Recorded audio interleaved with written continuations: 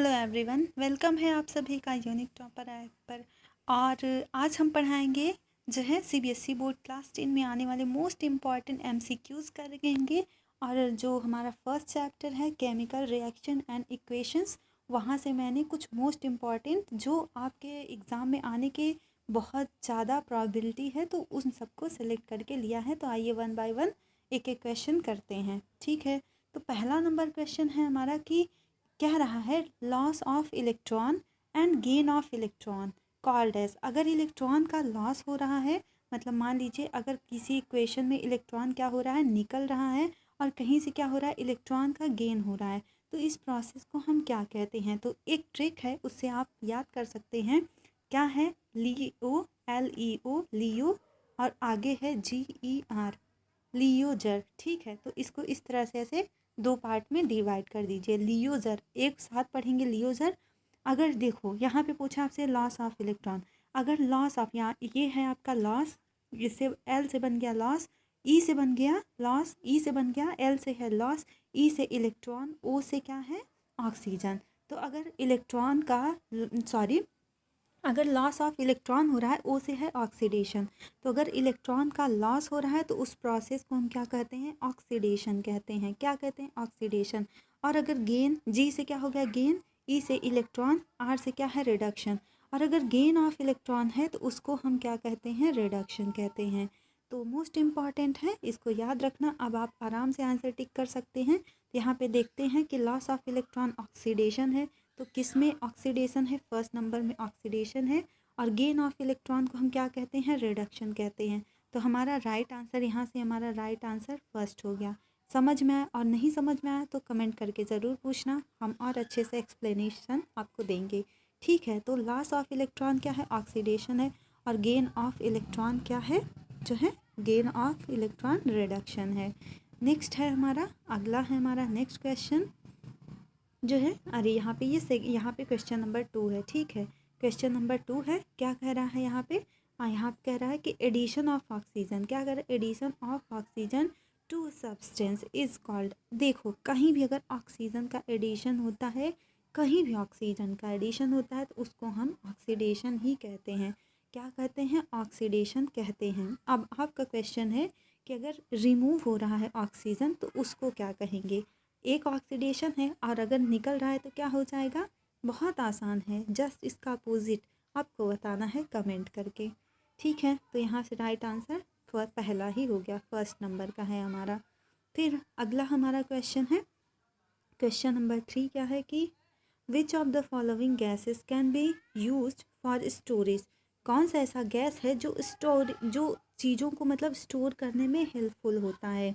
जैसे कि, तो आपके मतलब ये आपके बुक में है, तो यहाँ से क्या हो जाएगा, आपने पढ़ा होगा। ये कुछ क्वेश्चन ऐसे होते हैं कि आपको पता है, आपको उसके बारे में नॉलेज है, तभी आप आंसर टिक कर सकते हैं। नहीं आता है तो नहीं कर सकते हैं, तो ये आपको याद करना पड़ेगा। तो क्या है इसका, देखो इसका राइट आंसर है लिक्विड नाइट्रोजन एंड हीलियम, ठीक है। लिक्विड नाइट्रोजन एंड हीलियम क्या करते हैं, इसमें हम प्रिजर्व करते हैं। जैसे बहुत सारी क्या होती है, हमारे जीन वगैरह होती हैं, जीन होता है ना, तो उन सबको क्या करते हैं, लिक्विड नाइट्रोजन में हम प्रिजर्व करते हैं। और भी मतलब जो लिविंग थिंग्स होती हैं उनको प्रिजर्व करते हैं, लिक्विड नाइट्रोजन और हीलियम में स्टोर किया जाता है, ठीक है। टेम्परेचर, इसका टेम्परेचर कितना रखा जाता है, -196 डिग्री सेंटीग्रेड। ये एक्स्ट्रा मैंने आपको बता दिया है, अगर जानते रहिए, -196 डिग्री सेंटीग्रेड पे लिक्विड नाइट्रोजन, ठीक है।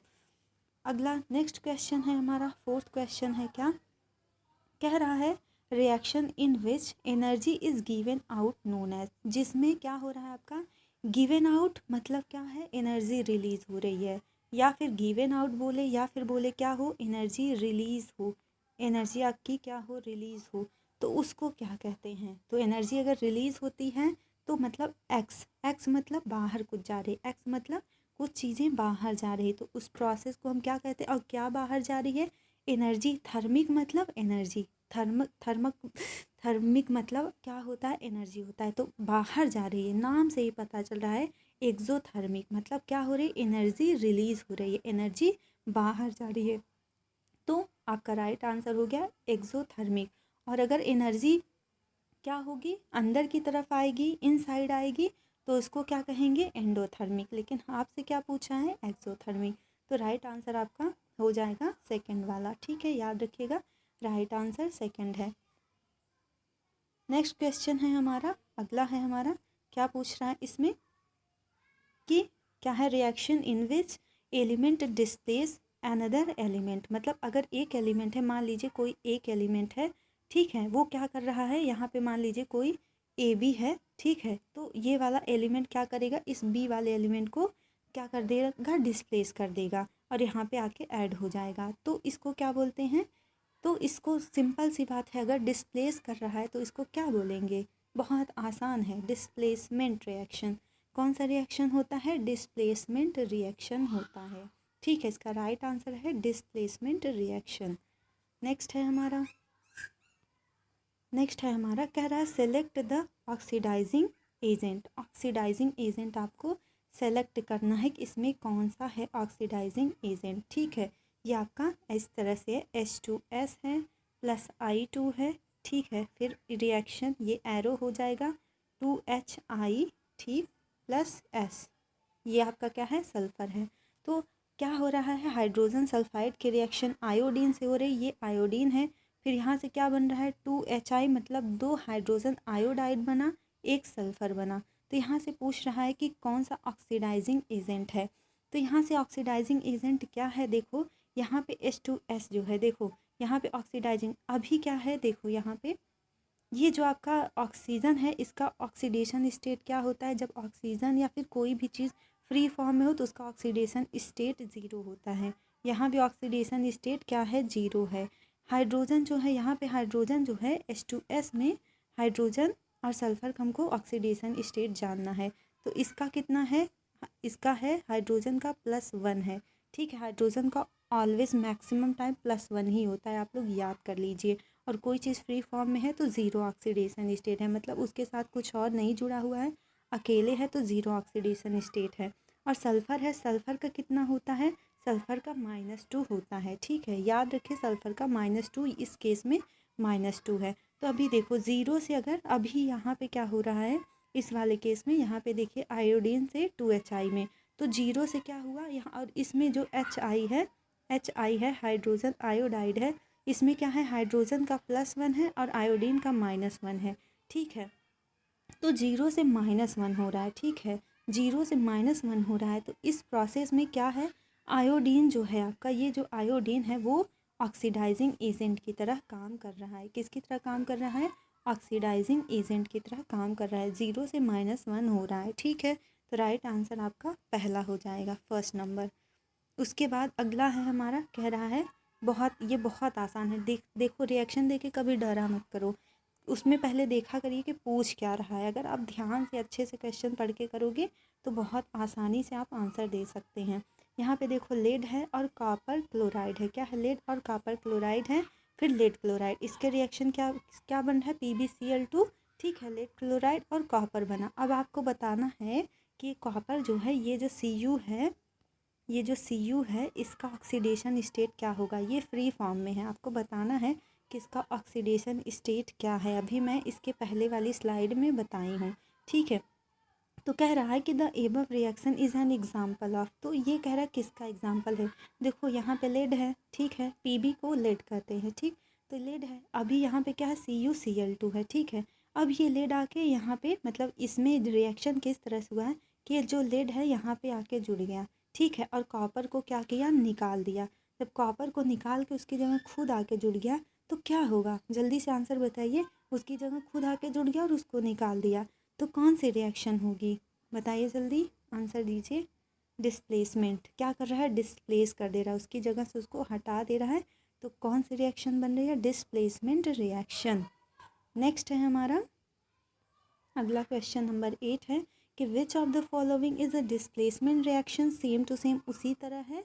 इसमें आपको चेक करना है कि कौन ऐसा एलिमेंट है जो दूसरे एलिमेंट को क्या कर रहा है, हटा के उसकी जगह आ जा रहा है। तो इसमें देखिए MgCO3, इसके साथ तो कोई कुछ है ही नहीं, तो ये तो डिस्प्लेसमेंट रिएक्शन होगा ही नहीं, क्योंकि सिंगल MgCO3 ही है, इसके साथ कुछ और नहीं है। ठीक है, और ये भी नहीं होगा क्योंकि इसके साथ भी कोई और नहीं है। ठीक है, तो ये डिस्प्लेसमेंट तो होगा नहीं, बचा ये दोनों।